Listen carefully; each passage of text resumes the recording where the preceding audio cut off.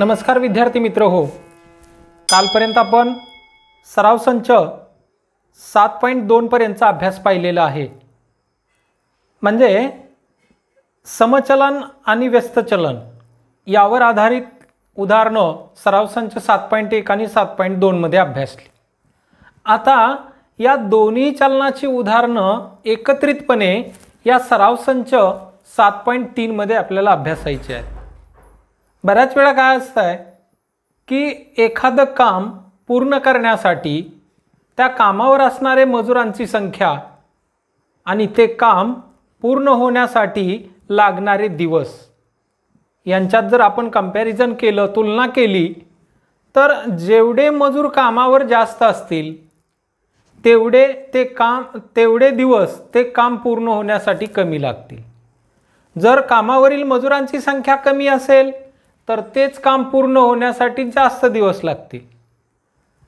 काही वेळा एखाद्या वाहनाच्या द्वारे आपण एखाद्या गावाला जाऊ लागलेलो आहे। जर आपल्या वाहनाचा वेग हा सुरुवातीला कमी असेल तर दुसऱ्या गावापर्यंत पोहोचण्यासाठी लागणारा वेळ हा जर आपण मोजला आणि या उलट जर आपण सुरुवातीला वाहनाचा वेग कमी ठेवलेला असेल तर पाहिजे त्या गावाला जाण्यापर्यंत लागणारा वेळ हा जास्त असेल।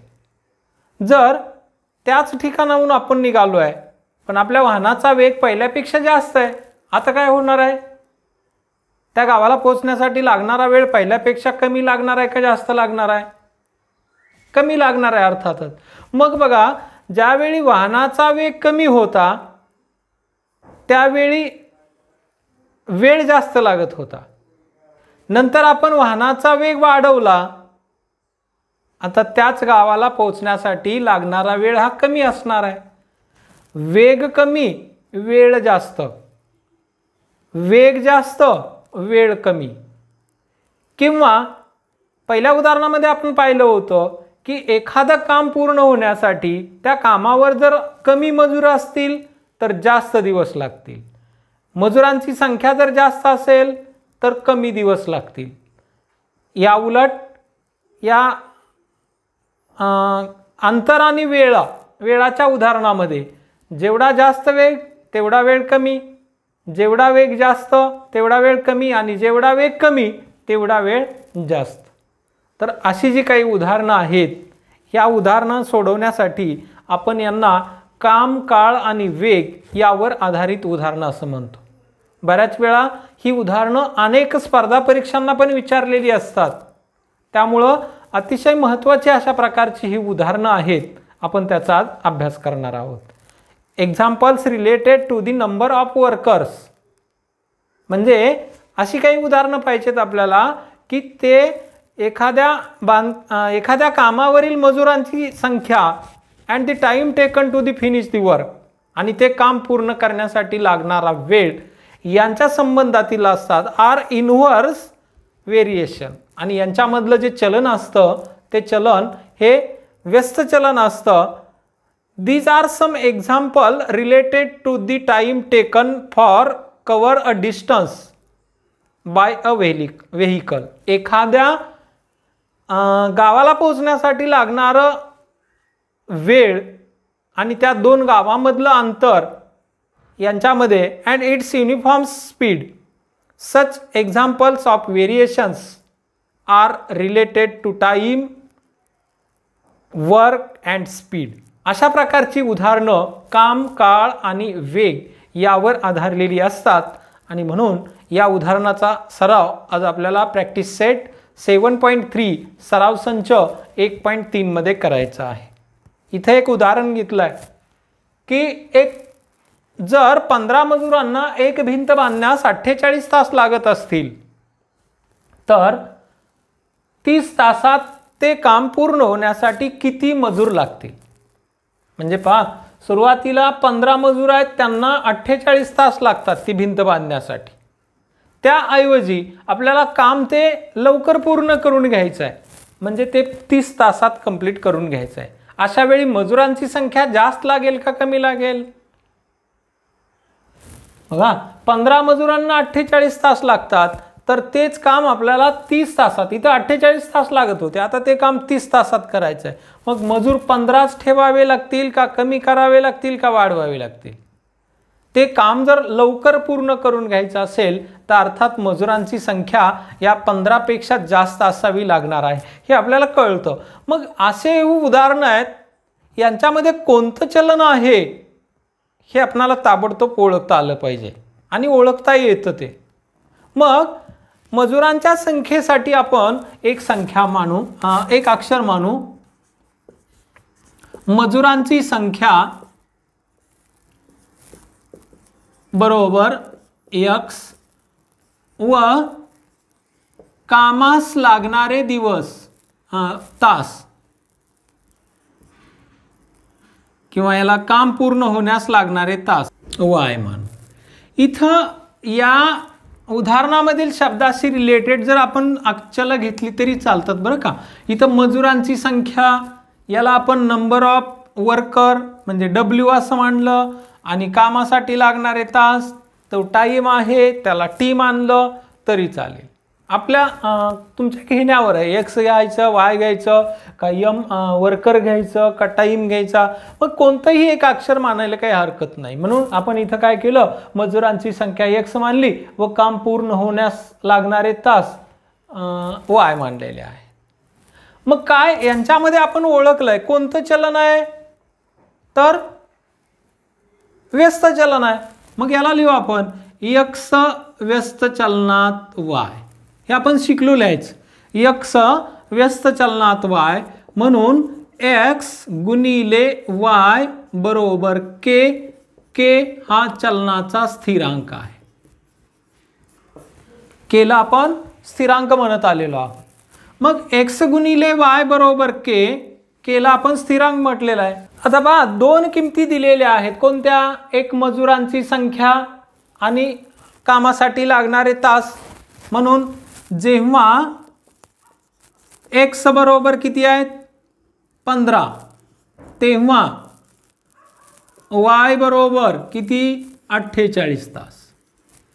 एक लक्षात घ्या, ज्यावेळी यांच्यामध्ये समचलन असतं त्यावेळी हेच आपण x समचलनात y लिहितो आणि जे समीकरण लिहितो ते x अपॉन y बरोबर k असं लिहितो. दोन्हीतला फरक कळलं का? समचलन असेल तर x भागिले y बरोबर k, याला चलनाचा स्थिरांक म्हणतो, आणि व्यस्त चलन असेल तर x गुणिले y बरोबर k आणि k ला चलनाचा स्थिरांक म्हणतो. एवढाच फरक आहे समचलनामध्ये आणि व्यस्त चलनामध्ये. पहा ही जर मांडणी करता आली तर मग आपल्याला कोणतंही उदाहरण सोडवता येईल. x बरोबर 15 y बरोबर 48, या दोन्हीही किमती या समीकरणामध्ये मांडू. हे का मांडायच्यात, तर स्थिरांक मिळवायचा, म्हणजे आपल्याला दुसरं उत्तर जे शोधायचं आहे त्यासाठी स्थिरांक लागणार आहे, स्थिरांकाची आवश्यकता असणार आहे. आणि म्हणून 15 x ची किंमत 15 मांडली गुणिले 48 बरोबर k.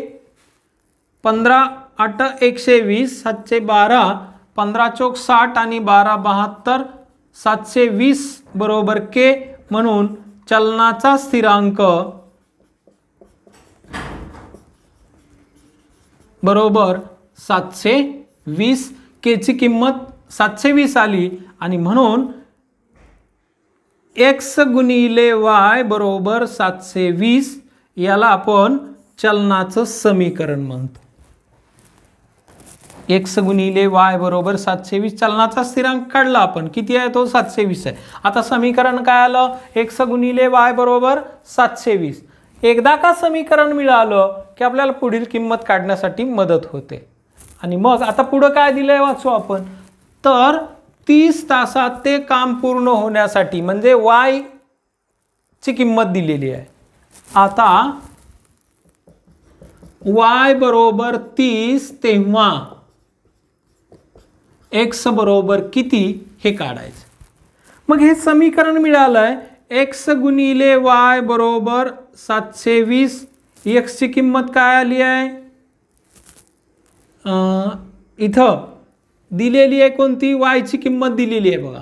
x गुणिले y 30 बरोबर 720, x बरोबर 720, हे 30 गुणिले ते इकडे भागिले होतील, हे 0 0 कॅन्सल, x बरोबर 3 ने 72ला भाग देऊ, 3 1 3, 3 2 6, 1 उरतो तर इथं 12 होतात, मग 3 चौक 12, x बरोबर 24 हे उत्तर आलं. म्हणजे जर ते काम पहिलं काम 48 तासात पूर्ण होत होतं, आता तेच काम जर 30 तासात पूर्ण करायचं असेल तर 15च्या ऐवजी 24 मजूर कामावर असायला पाहिजेत. आणि म्हणून उत्तर काय लिहायचं आहे की म्हणून ते काम पूर्ण होण्यास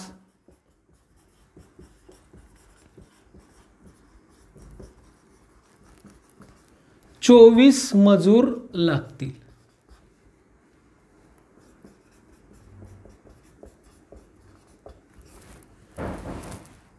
कळलं?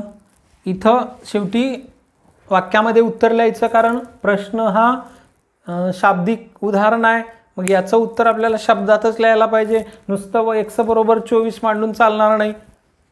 अशा रीतीनं हे उदाहरण व्यस्त चलनाचं होतं, ते आपण सोडवलं. आता आणखी एक उदाहरण घेऊ, म्हणजे राहिलेलं एक उदाहरण तुम्हाला सोडवता येईल. दुसरं उदाहरण, पिशवीत दूध भरण्याच्या यंत्राद्वारे 3 मिनिटात अर्ध्या लिटरच्या 120 पिशव्या भरल्या जातात. 1800 पिशव्या भरण्यासाठी किती वेळ लागेल? आता कोणत्या प्रकारचं उदाहरण आहे हे लक्षात घ्या अगोदर. 3 मिनिटात 120 पिशव्या भरल्या जातात, मग 1800 पिशव्या भरण्यासाठी किती वेळ लागेल?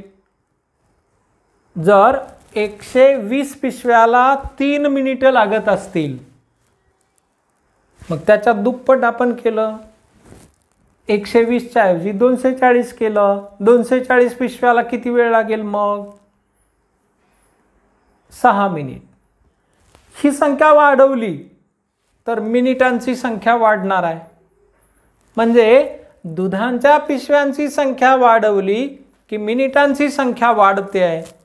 म्हणजेच या उदाहरणामध्ये कोणत्या प्रकारचं चलन आहे? समचलन आहे, बरोबर. आणि मग हे समचलन असल्यानंतर असं लिहू आपण की या उदाहरणात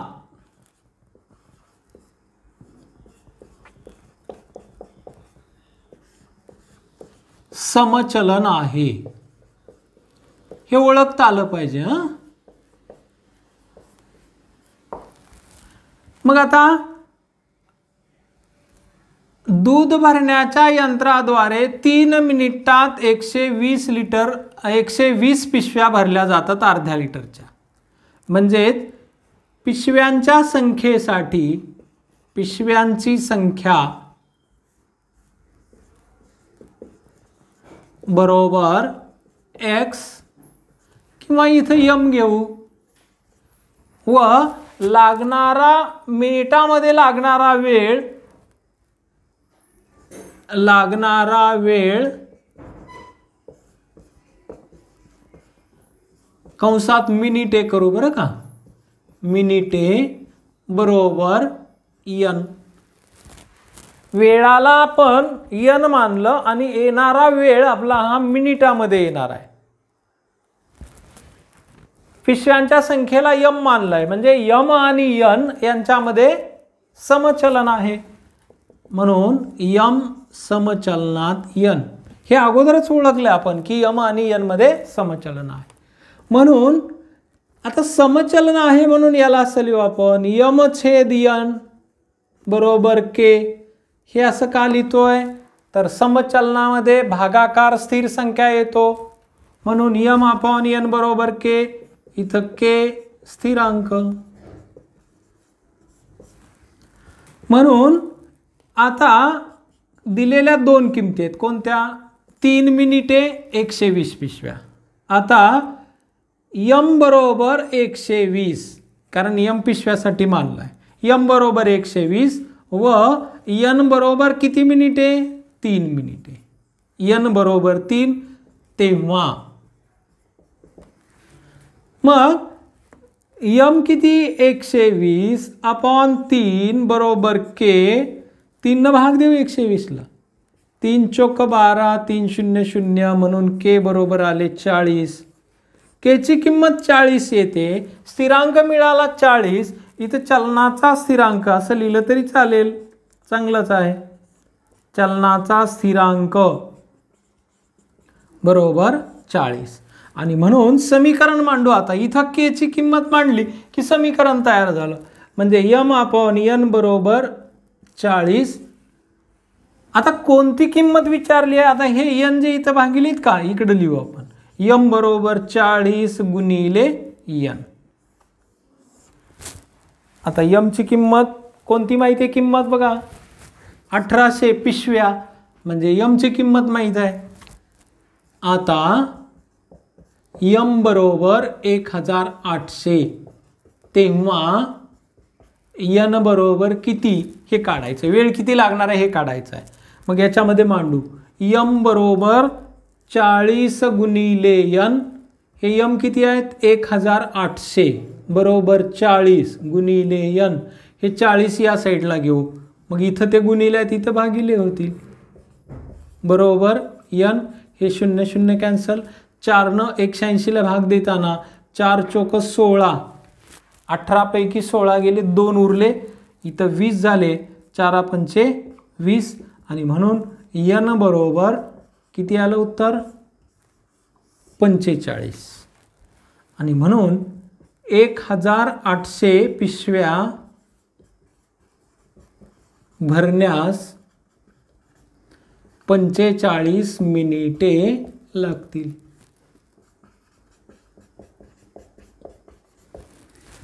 शाब्दिक उदाहरण आहे म्हणून उत्तर आपण वाक्यामध्ये लिहू की 1800 पिशव्या भरण्यासाठी त्या दुधाच्या यंत्राद्वारे, पिशवीत दूध भरण्याच्या यंत्राद्वारे हे 1800 पिशव्या भरण्यास 45 मिनिटे लागतील. अशा रीतीने आता सराव संच 7.3 तुम्ही सोडवायचा आहे. हा व्हिडिओ तुम्हाला आवडला असल्यास लाईक करा, तुमच्या मित्रांना तो शेअर करा, आणि तुम्ही आणखी जर माझ्या चॅनलला सबस्क्राईब केलेलं नसेल, तुम्ही नवीनच असाल तर चॅनलला सबस्क्राईब करा. धन्यवाद.